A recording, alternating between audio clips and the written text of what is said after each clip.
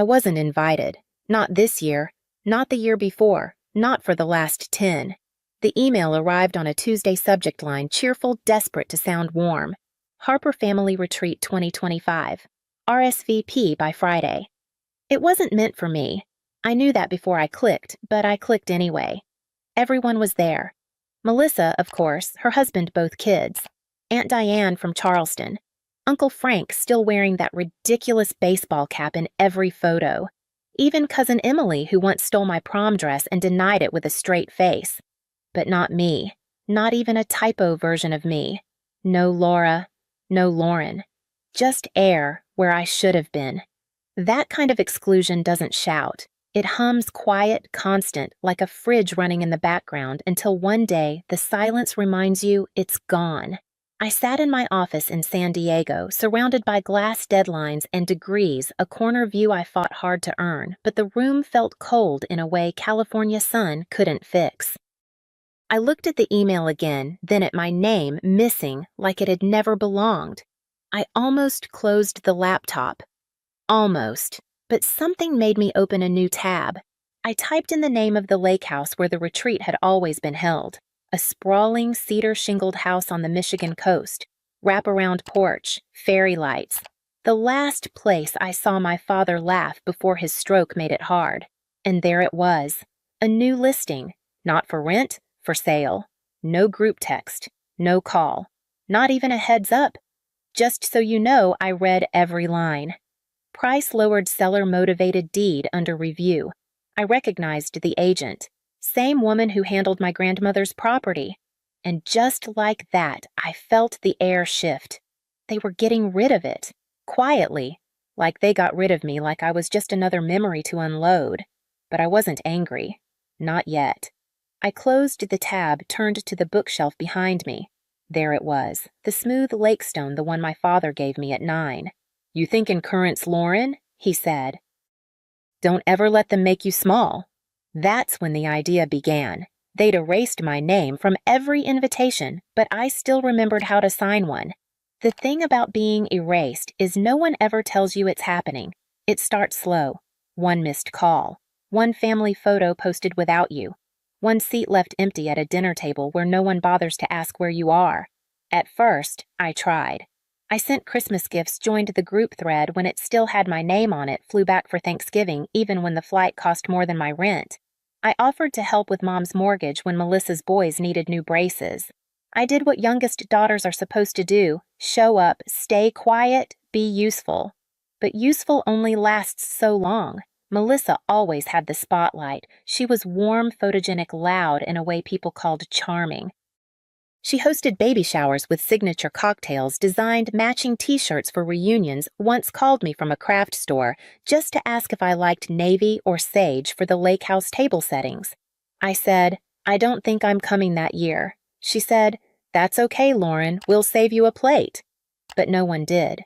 After our father's stroke, I flew out alone, sat in the hospital with him while Melissa was too overwhelmed, and Mom couldn't deal with seeing him like that. I fed him, read aloud from his favorite Hemingway book. When he could speak again, his voice cracked. "You came." That winter, I asked Mom about estate planning. Not for money, just to understand what would happen to the house, the accounts, the trust he'd mentioned.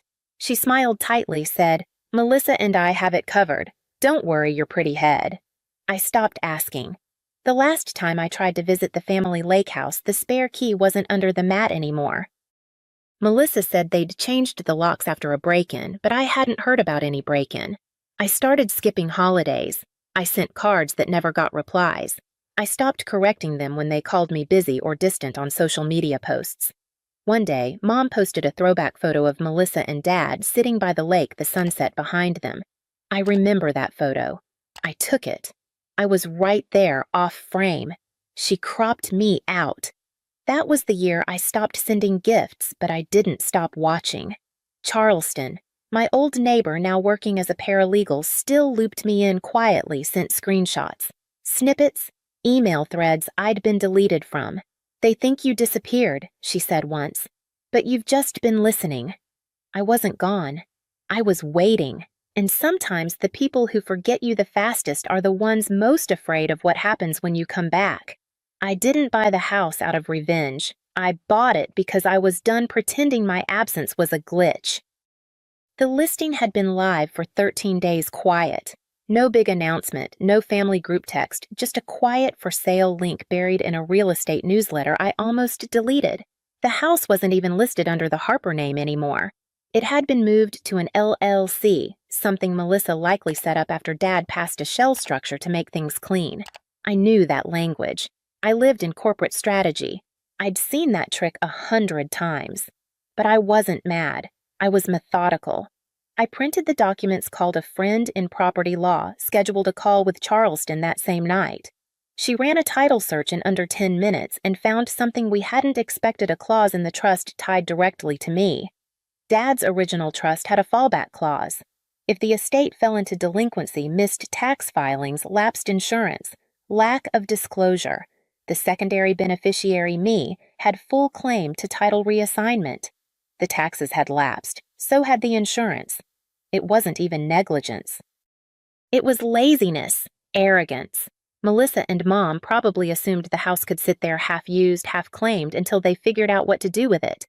But Dad had built a back door just in case. Charleston's voice was quiet. "If you want it, Lauren, it's yours. No fight necessary." I didn't answer right away. I just stared at the lake stone on my desk, still smooth after all these years. I remembered Dad brushing sand off it and handing it to me like it was sacred. "You think in currents," he'd said, "not waves. You come back stronger." That night, I opened a clean spreadsheet, my own finances, stock options, liquid assets, discretionary savings. I wasn't wealthy like Melissa's posts implied, but I had built something solid, quiet, independent. I reached out to the listing agent 2 days later. She didn't recognize my name until I said Harper. "Lauren, daughter of Thomas." She paused. "Oh, you're the other one?" "Yes, the other one." I signed the purchase documents under the fallback clause. No press, no notice. Then I opened the booking portal and reserved one room, the master suite. 3 nights, check-in Friday. Guest name, Miss L. Harper. Under preferences, I typed, "Please place a bottle of Dom Perignon on ice. Guest prefers firm pillows, cotton sheets, and full privacy." When the confirmation came through, I didn't smile. I didn't cry. I just sat still. They had erased me from the invitation. I had just added myself to the deed. I arrived early, not to greet anyone, not to watch, just to see the house again before they touched it. It looked smaller than I remembered, or maybe I had just grown. The porch swing was still crooked. The shutters needed paint. Someone had replaced the front lantern with a cheap solar bulb, but it still breathed the same way in the lake breeze, softly, like it had waited for me. I didn't stay long, just long enough to check that the champagne was on ice. The sheets were turned down, and my name was spelled correctly in the guest registry. Then I left. I parked 2 streets over in a rented sedan and waited. At 6:42 in the evening, Melissa's white SUV pulled into the driveway. Her husband got out first, fussing with luggage. 2 kids tumbled out behind them, already arguing. Melissa stepped out, last sunglasses perched high like a crown. Next came Mom, riding in the back of Uncle Frank's truck. She wore her resort linen white-on-white pearls at her throat. No makeup, just tinted lip balm, the uniform of a Midwestern woman preparing for gracious denial. They rolled their bags toward the front steps, all smiles and movement.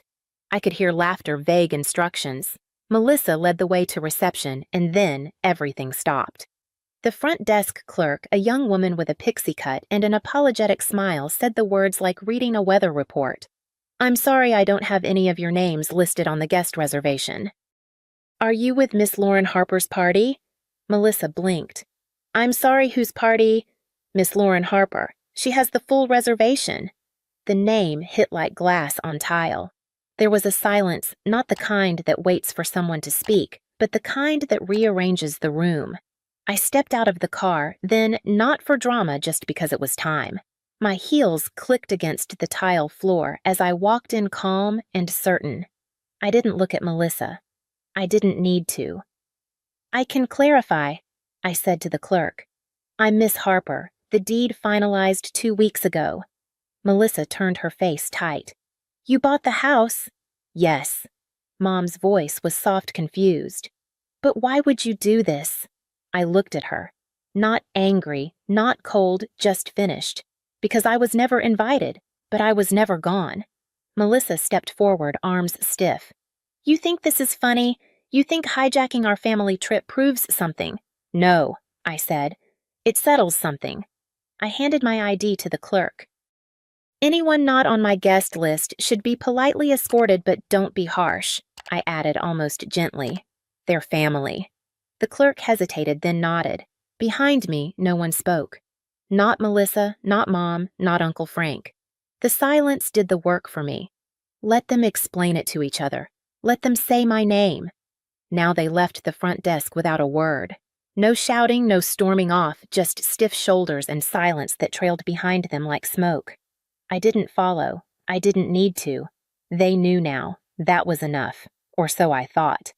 The next morning, a news van showed up. I saw it from the window, white with blue lettering parked just beyond the hedges. A man in a button-down shirt with too much gel stood outside holding a mic. He squinted into the camera like he was breaking a major scandal.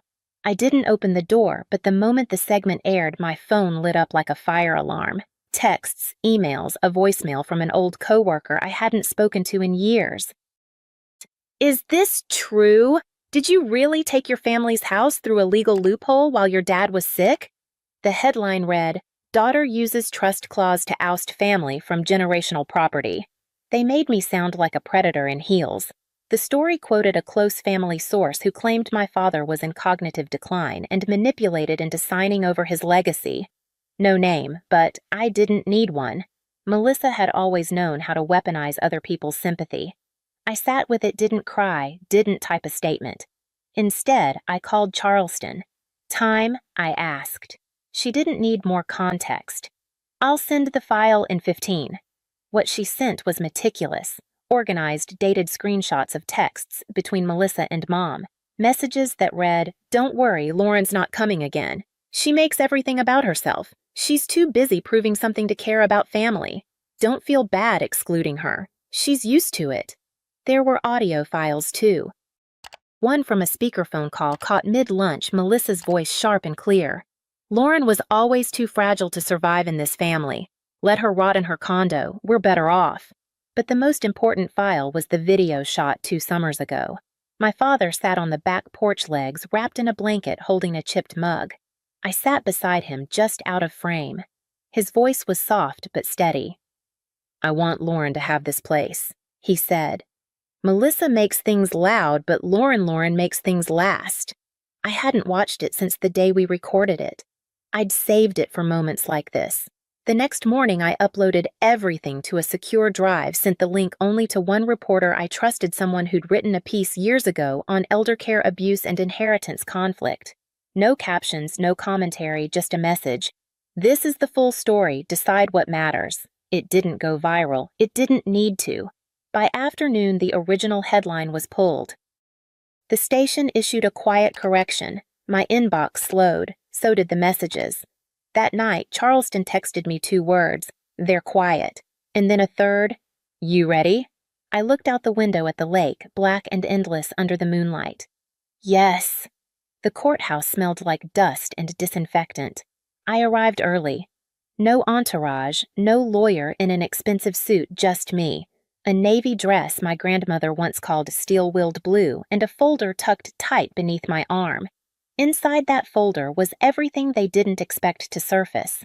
Melissa was already seated when I walked in, all-white pantsuit, lips pressed into a line so flat it could have sliced paper. She didn't turn around, but I saw her fingers tapping against her phone, fast and nervous. Mom sat beside her spine, 2 straight pearls trembling slightly with every breath. She glanced at me once, then quickly away. The clerk called the case. Harper v. Harper petition for injunction on disputed property filed under claim of undue influence and elder manipulation. Their attorney stood first, slick-tanned, too young to remember dial-up. He said words like intent, vulnerability, coercion. He called me estranged. He made sure to pause before the word. Let it hang. I didn't flinch. When it was my turn, I stood slowly. No theatrics, just the truth. Your Honor, I'd like to submit video and audio evidence relevant to the trust and my father's clear intent. The judge nodded. His glasses slid slightly down his nose as the bailiff dimmed the lights. The video played, my father wrapped in that old blanket, his voice calm. I want Lauren to have this place. Melissa makes things loud. Lauren makes things last. She's the only one who came after the fall, the only one who didn't ask for anything. A pause. Then he looked toward the camera and said clearly, It's not about fairness. It's about memory. I watched the room. Mom blinked too fast. Melissa's jaw twitched. Then came the audio. The call. Her voice, let her rot in her condo. She was never part of this family. She should have been easier to control. Silence followed. Not the stunned kind, the resigned kind. The judge leaned back, tapped his pen once, twice. This court finds no grounds for the petition. The evidence confirms clarity of mind and direct intention from the deceased. The language used by the plaintiff suggests exclusion, not misunderstanding. He removed his glasses. This court does not resolve emotional wounds. It enforces law, and in this case, the law is clear. He banged the gavel. Petition denied.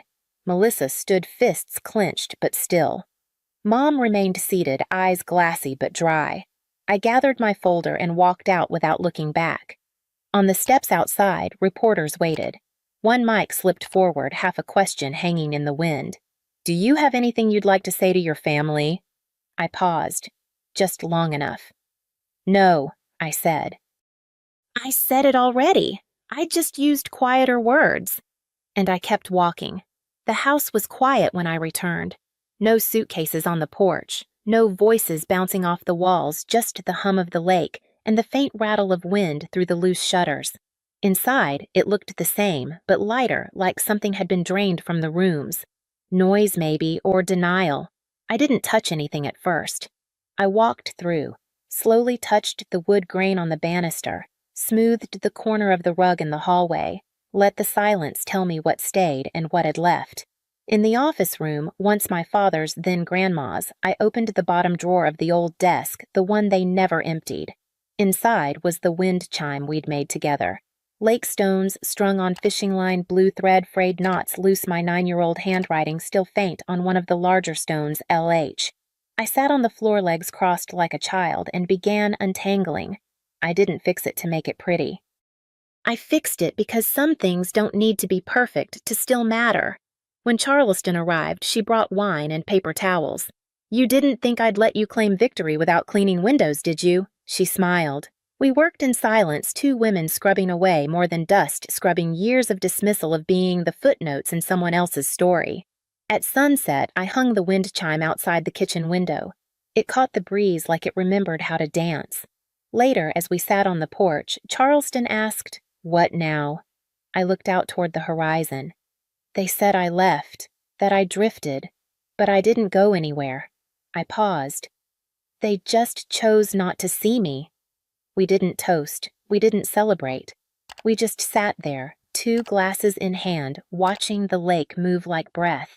When I turned off the lights that night, I did it room by room from the inside. If this story stirred something quiet in you, something you haven't spoken about in years, you're not alone. There are more of us than you think, people who didn't leave. We were just never called back. If you've ever been written out of your own story, leave a comment or just a word, so the silence doesn't win this time. We read everyone. Lauren learns that her worth isn't defined by others' recognition, but by her own resolve to reclaim her place. Excluded from her family's narrative for a decade, she faces their quiet, erasure-missed invitations, cropped photos, and a sold-off legacy without bitterness, choosing instead methodical action. Buying the lake house under a trust clause her father left, she asserts her presence not out of spite, but to honor his belief in her enduring strength. The lesson crystallizes in the silence of the courtroom, where evidence of her loyalty and her family's dismissal speaks louder than any confrontation. Lauren understands that being unseen doesn't mean being absent. It's an opportunity to rewrite her story on her terms. By preserving the house and its memories, she transforms exclusion into empowerment, proving that quiet persistence can outlast loud neglect. The wind chime she restores imperfect but meaningful mirrors her journey. Some things matter not for perfection, but for their lasting truth. Lauren's victory isn't in others' acknowledgement, but in her refusal to let their silence erase her teaching her that self-ownership is the ultimate act of defiance against those who choose not to see. The call came at 11:43 p.m. on a Thursday night, jolting me awake from the first decent sleep I'd had in weeks. I'd been pulling 18-hour days finalizing the acquisition of 3 more medical facilities for my healthcare investment company, Meridian Health Systems. Emma, thank God you answered. Dad's voice was tight with stress and exhaustion. We need to talk. It's about Kevin. I sat up in bed, instantly alert. Kevin was my younger brother, 28 to my 31, and despite our complicated family dynamics, I loved him deeply. What happened? Is he okay? He's alive, but... Emma, he needs surgery. Major surgery. They found a tumor in his spine. Without the operation he could be paralyzed. My blood ran cold. Where is he? Sacred Heart Medical Center. They're saying the surgery will cost $400,000, and our insurance will only cover about 60%. We need $160,000 out of pocket. I was already reaching for my laptop, pulling up the Sacred Heart Medical Center file. It was one of the 12 hospitals I'd acquired over the past 4 years through Meridian Health Systems, my medical investment portfolio worth approximately $2.3 billion. Dad, I'll help with whatever Kevin needs. Emma, we need you to sell your apartment.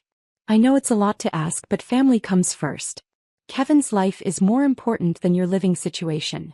I looked around my penthouse apartment in downtown Portland, 4,500 square feet of floor-to-ceiling windows overlooking the Willamette River, custom Italian furniture, a private elevator. The apartment I'd bought for $3.2 million 2 years ago when Meridian's profits had exceeded all projections. The apartment my family assumed was a financial stretch for their struggling nonprofit worker daughter. Of course, Dad. Whatever Kevin needs. Really? The relief in his voice was palpable. Emma, I know this is huge. I know you probably stretched to afford that place, but we're desperate. Your mother's been crying for hours. We don't know what else to do. Don't worry about it. I'll handle everything. You're amazing, sweetheart. Kevin's so lucky to have a sister who'd sacrifice her home for his health. I'll call the hospital tomorrow and let them know we're working on the payment. After Dad hung up, I immediately called Dr. Patricia Williams, the Chief Medical Officer at Sacred Heart Medical Center. Ms. Thompson? This is very late for you to be calling. Patricia, I need you to pull the file on Kevin Thompson. He's scheduled for spinal surgery. One moment. Yes, here it is. Spinal tumor removal. Dr. Rodriguez is the lead surgeon. Estimated cost $400,000. Is there a problem? I want all charges for Kevin Thompson's treatment to be written off completely. Full charity care designation. That's very generous, Miss Thompson. May I ask the reason? He's my brother. There was a pause. Your brother? But the patient information doesn't list you as family. Update his file. And Patricia? I want Dr. Rodriguez personally overseeing every aspect of his care. The best of everything. Of course, Ms. Thompson. Should I have billing contact the family about the charity care status? Not yet. Let me handle that conversation personally. I spent the next hour reviewing Kevin's medical file, consulting with Dr. Rodriguez about the surgical plan, and ensuring that my brother would receive the absolute best care available. Sacred Heart was one of the premier medical facilities on the West Coast, and Kevin would have access to treatments and specialists that most patients could only dream of. What my family didn't know was that their struggling daughter, who worked for a small nonprofit, had spent the past 6 years quietly building one of the largest healthcare investment portfolios in the Pacific Northwest. It had started when I was 25, working as a program coordinator for a medical charity. I'd seen firsthand how the healthcare system failed patients who couldn't afford quality care. Instead of just complaining about the problem, I decided to become part of the solution. I'd used my MBA in healthcare administration and my savings to make my first investment, a struggling urgent care center in a low-income neighborhood. Within 2 years I'd turned it around, improved patient outcomes, and generated enough profit to acquire 2 more facilities. By 31, Meridian Health Systems owned or had controlling stakes in 12 hospitals, 37 urgent care centers, and the largest medical equipment leasing company on the West Coast. We employed over 8,000 people and generated annual revenues of approximately $1.8 billion. But to my family, I was still just Emma, the idealistic nonprofit worker who barely scraped by financially while trying to save the world. The next morning, I arrived at Sacred Heart at 7 a.m. to personally oversee Kevin's pre-surgical preparation. I found him in room 314, looking pale and frightened, with Mom and Dad sitting beside his bed. Emma. Kevin's face lit up when he saw me. Dad told me what you're doing. I can't believe you're selling your apartment for me. Don't worry about it, I said, squeezing his hand. Focus on getting better. But you're home, Em. You love that place. I looked at my parents, Mom red-eyed from crying, Dad trying to maintain composure while clearly terrified of losing his son. They had no idea that their daughter owned the hospital where this conversation was taking place. Kevin, I want you to meet Dr. Rodriguez. He's going to be performing your surgery. Dr. Rodriguez entered the room with the professional calm of someone who'd performed thousands of successful operations. Mr. Thompson, I wanted to personally assure you that you're going to receive the absolute best care possible. This is a routine procedure for me and I'm confident about your full recovery. Thank you, doctor. My family is. We're doing everything we can to manage the costs.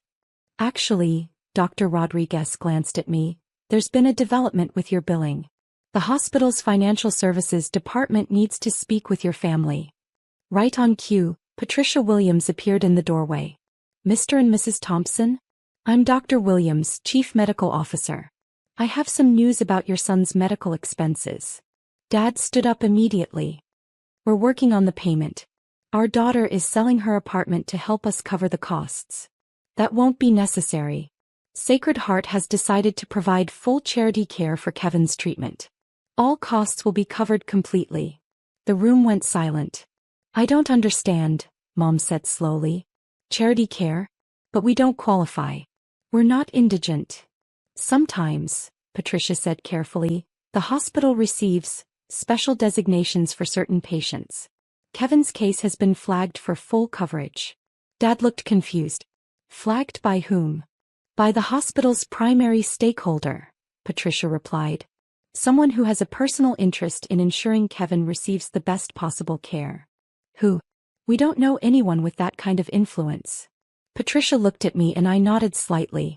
The hospital is owned by Meridian Health Systems. And Kevin's sister Emma is the founder and CEO of Meridian Health Systems. The silence that followed was so complete I could hear the heart monitor beeping in the next room. That's not possible, Dad said finally. Emma works for a nonprofit. She makes maybe $40,000 a year. Dad, I said gently, I haven't worked for a nonprofit in 6 years. I volunteer on 3 nonprofit boards, but my full-time job is running Meridian Health Systems. Mom stared at me like I was speaking a foreign language. But you always seemed so modest about money. I am modest about money. That doesn't mean I don't have it. How much money are we talking about? Kevin asked weakly. I pulled out my phone and showed them the Meridian Health Systems website, professional photos of our facilities, press coverage of major acquisitions, my bio as founder and CEO. Meridian Health Systems currently owns 12 hospitals and 37 urgent care centers across 3 states. We generate approximately $1.8 billion in annual revenue. Dad was scrolling through the website, his expression changing from confusion to disbelief to something approaching awe. This says you personally are worth.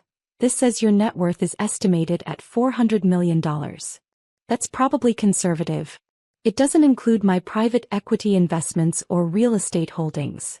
But Emma, Mom said, tears starting again, why didn't you tell us? Why let us worry about money when you could solve all our problems? Because you never asked about my actual work, Mom.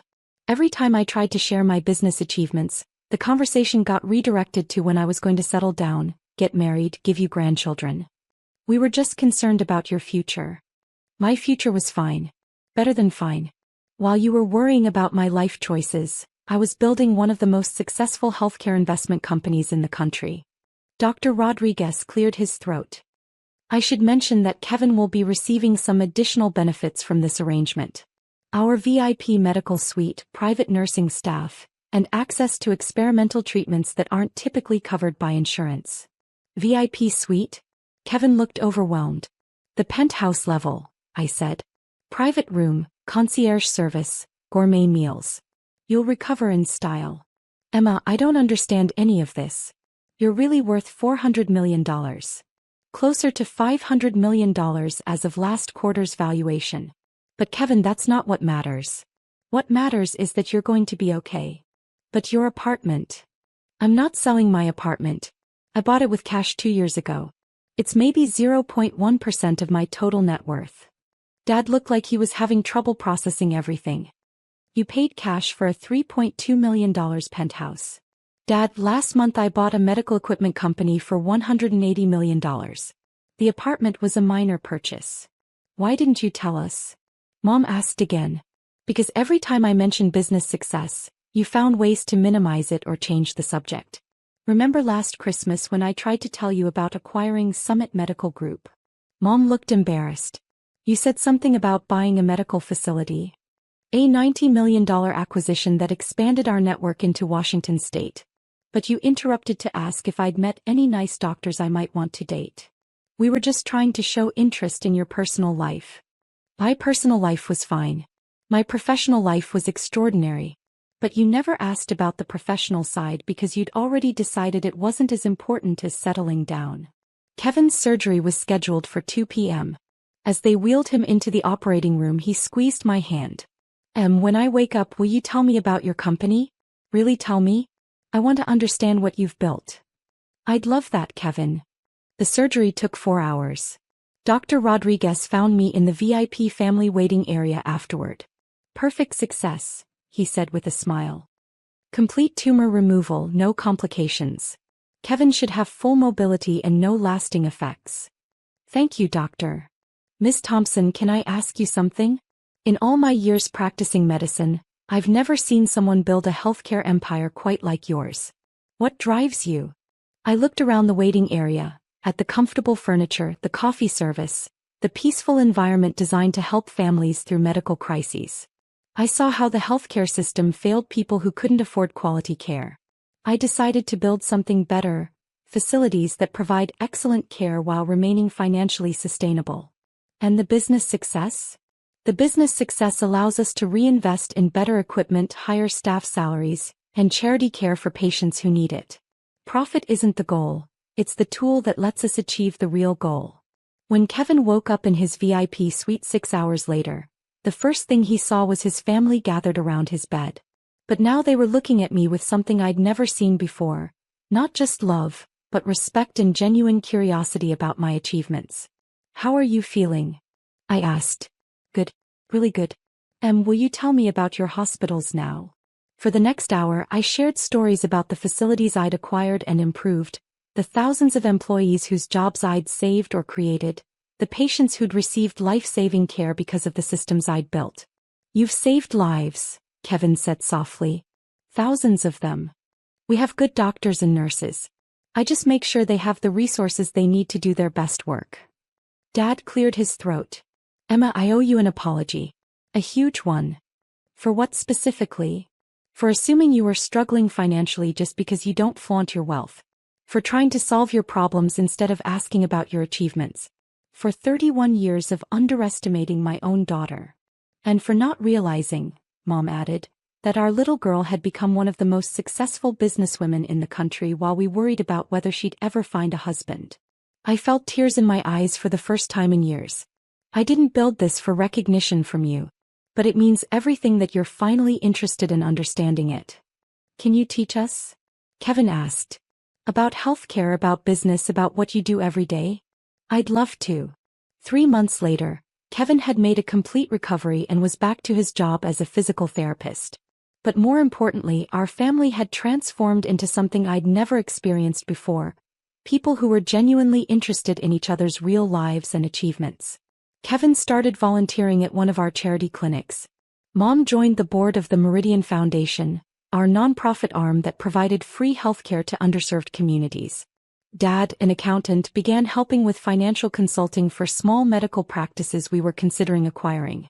The family that had been so focused on traditional markers of success, marriage, children, conventional careers, had learned to appreciate and support the unconventional path that had led to the most meaningful success of all. Building something that made the world better while generating the resources to keep improving it. The daughter they'd thought needed to sell her apartment to help with medical bills had instead used her healthcare empire to ensure her brother received world-class care at no cost, while simultaneously providing jobs and healthcare access to thousands of other families. But the most valuable thing I'd built wasn't measured in dollars. It was the family relationship based on truth instead of assumptions, where my achievements were celebrated rather than minimized, and where love was expressed through genuine interest rather than misguided concern. Sometimes the best revenge really is living well.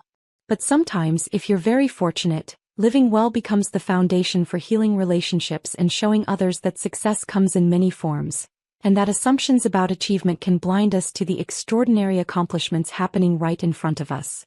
As I fell asleep that night in my penthouse apartment, the one I hadn't needed to sell after all, I realized that the greatest return on my investment hadn't been financial. It had been the moment when my family finally saw me for who I really was, not the struggling daughter they'd worried about, but the successful woman who had turned her compassion into a business empire that changed lives every single day. The knock on my door came at 7:43 a.m. on a Thursday, sharp and authoritative.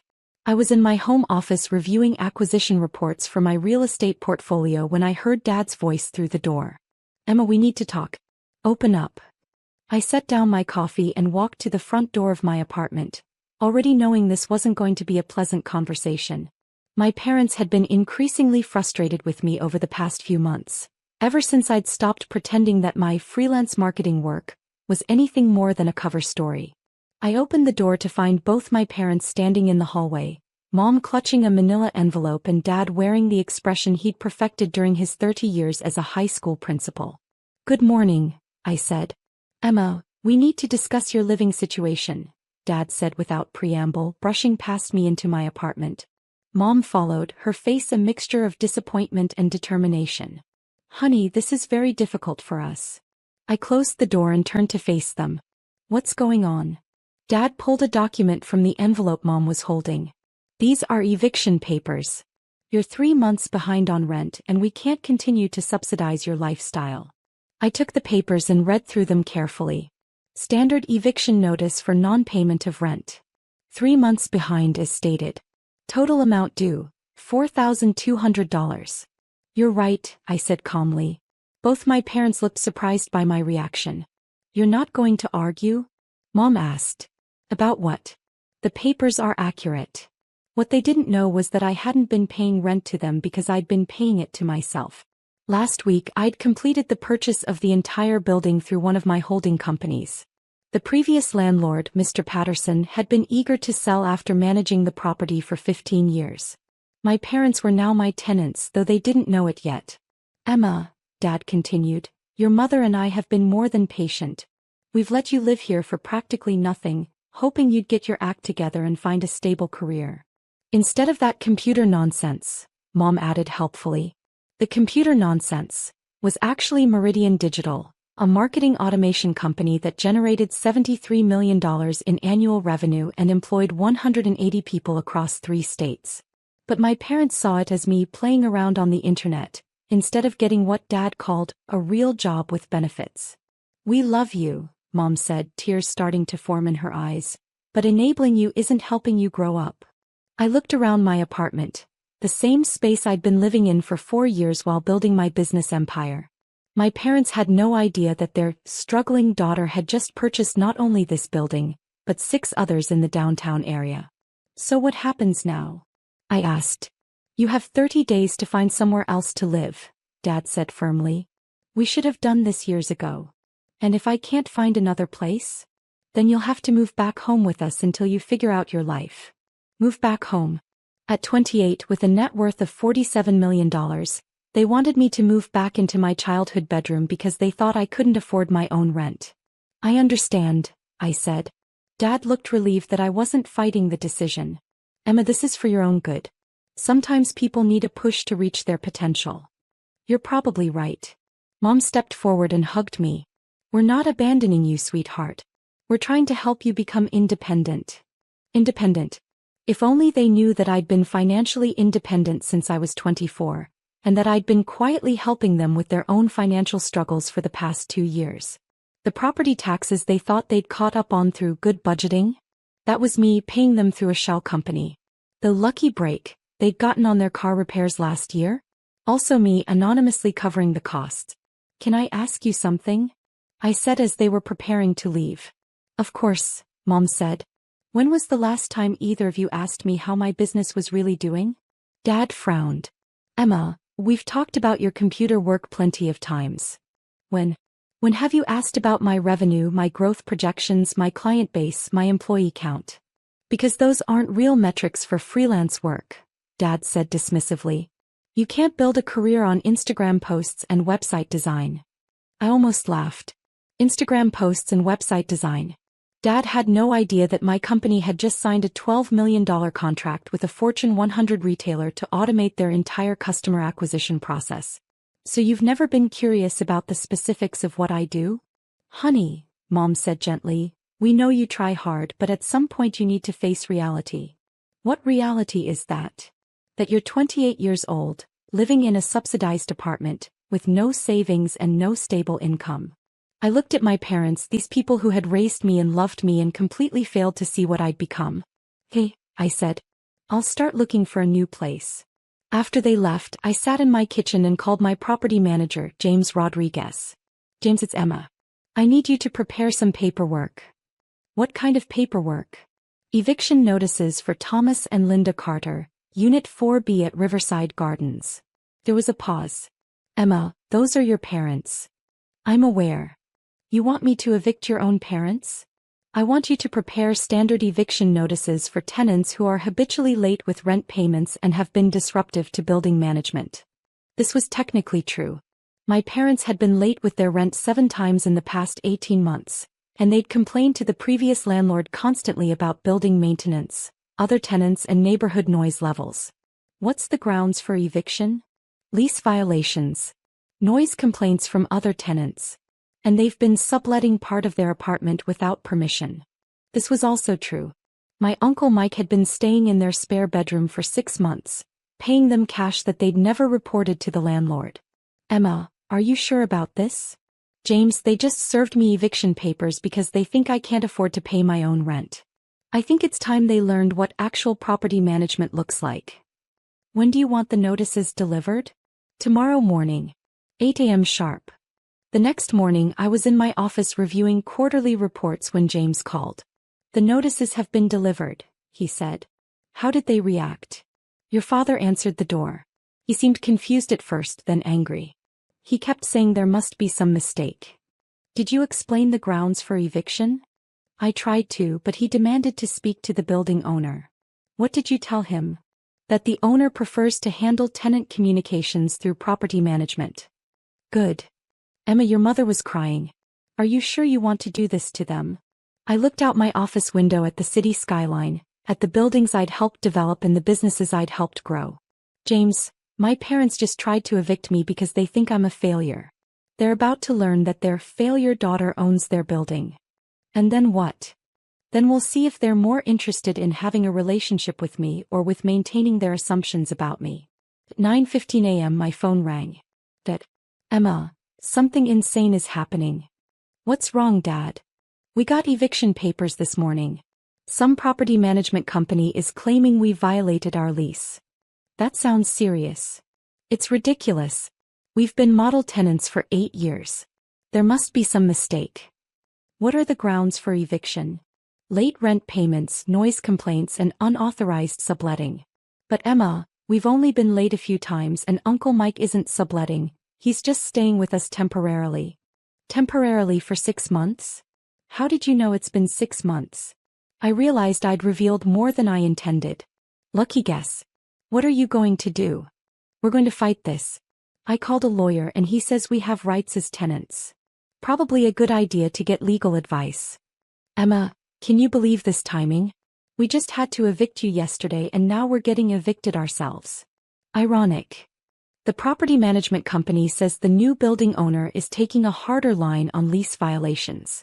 Apparently, the building was sold recently. Do you know who bought it? Some investment company. Meridian Holdings or something like that. Meridian Holdings was one of my shell companies. I'd purchased the building under that name to maintain privacy. Dad, maybe you should just talk to the new owner directly. We tried. The property manager says the owner doesn't deal with tenants personally. That seems unreasonable. Exactly. What kind of person buys a building and then immediately starts evicting long-term tenants? I almost said, the kind of person whose parents just evicted her for being 3 months behind on rent. But I managed to restrain myself. Maybe if you explain your situation to the owner, they'll be understanding. How can we explain anything if they won't take meetings? I don't know, Dad. Maybe write a letter. At noon, Mom called. Emma, we're in crisis mode here. This eviction notice is a nightmare. I'm sorry to hear that, Mom. We've been trying to reach the building owner all morning, but they won't talk to us. We don't know what we did wrong. The notice mentioned late rent payments. We've been late a few times, but we always catch up. And it's not like we're terrible tenants. We keep the apartment clean, we don't throw parties, we report maintenance issues properly. What about Uncle Mike? What about him? The notice mentioned unauthorized subletting. He's not a subletter. He's family going through a difficult time. We're helping him get back on his feet. For 6 months. Emma, whose side are you on? The question hung in the air for a moment. Mom, I'm not on anyone's side. I'm just trying to understand the situation. The situation is that some heartless investor bought our building and decided to kick out the long-term tenants to raise the rent. Heartless investor. If only she knew that the heartless investor was her daughter, who had actually been subsidizing their below-market rent for years. Maybe the new owner has expenses you don't know about, I suggested. Whose expenses could possibly justify evicting people who've lived somewhere for 8 years? Building maintenance, property taxes, insurance, mortgage payments. Emma, you sound like you're defending them. I'm just saying there might be more to the story. There's nothing more to the story. This is pure greed and we're not going to stand for it. That evening, I received an email from James with photos attached. Mom and Dad had organized the other tenants to create protest signs and were planning to picket outside the building's management office. One sign read, Meridian Holdings, Greedy Landlords. Another said, 8 years of perfect tenancy equals eviction notice. I was looking at the photos when my phone rang. It was my business partner and best friend, Sarah. Emma, I heard about the eviction situation. Are you really going through with this? Going through with what? Evicting your own parents. They evicted me first. That's different and you know it. Is it? They served me legal papers because they thought I couldn't afford my rent. Now they're facing legal papers because they've actually violated their lease terms. Emma, they're your parents. Parents who think their 28-year-old daughter is a failure living off their charity. Sarah was quiet for a moment. What do you want to accomplish here? I looked around my apartment at the space my parents thought they owned in the building I'd just purchased. I want them to understand that their assumptions about me have consequences. And after they understand? I don't know yet. Emma, you could destroy your relationship with them over this. Sarah, what relationship? They think I'm an unemployed loser who can't pay her own bills. They've spent 4 years treating me like a charity case instead of asking who I really am. So show them who you really are. I tried that. They dismissed my business as computer nonsense and decided I needed to be evicted for my own good. And now they get to experience what it feels like when someone makes decisions about their housing situation without consulting them. The next morning, James called with an update. Your parents hired a lawyer, he said. I expected that. They're demanding a meeting with the building owner to discuss their eviction. What did you tell them? That Meridian Holdings doesn't typically take meetings with individual tenants. And they said they're prepared to take this to court if necessary. I almost smiled. Dad had always been a fighter when he thought he was in the right. James, set up a meeting for Monday morning. 10 a.m. You'll meet with them? Yes, but don't tell them who the owner is. Just say that Meridian Holdings has agreed to hear their case. Emma, are you sure about this? I'm sure. Monday morning arrived gray and drizzly. I dressed in my best business suit, the one I'd worn for the Forbes photo shoot that my parents had never seen, and arrived at our property management office 15 minutes early. James had set up the conference room with water and coffee. At exactly 10 a.m. he escorted my parents and their lawyer into the room. Dad stopped short when he saw me sitting at the head of the conference table. "Emma, what are you doing here?" "I'm here for the meeting you requested with the building owner." Mom looked confused. "Honey, we're meeting with the owner of Meridian Holdings." "That's right." The lawyer, a sharp-looking woman in her 50s, stepped forward. "Ms. Carter, I think there's been some confusion. We're here to meet with the property owner about my client's eviction notice." "There's no confusion," I said calmly. "Please, everyone sit down." Dad remained standing. "Emma, there's obviously been some mistake. We need to meet with whoever owns our building." "You are meeting with whoever owns your building." The room went silent. "That's impossible," Mom whispered. I opened the folder in front of me and pulled out the property deed. Meridian Holdings purchased the Riverside Gardens apartment complex on March 15th of this year. "I am the sole owner of Meridian Holdings."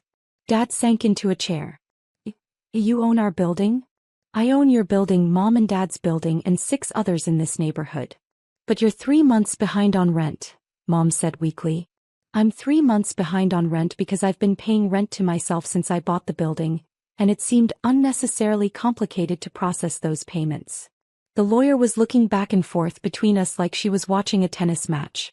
"Emma," Dad said slowly, "how could you possibly afford to buy an entire apartment building?"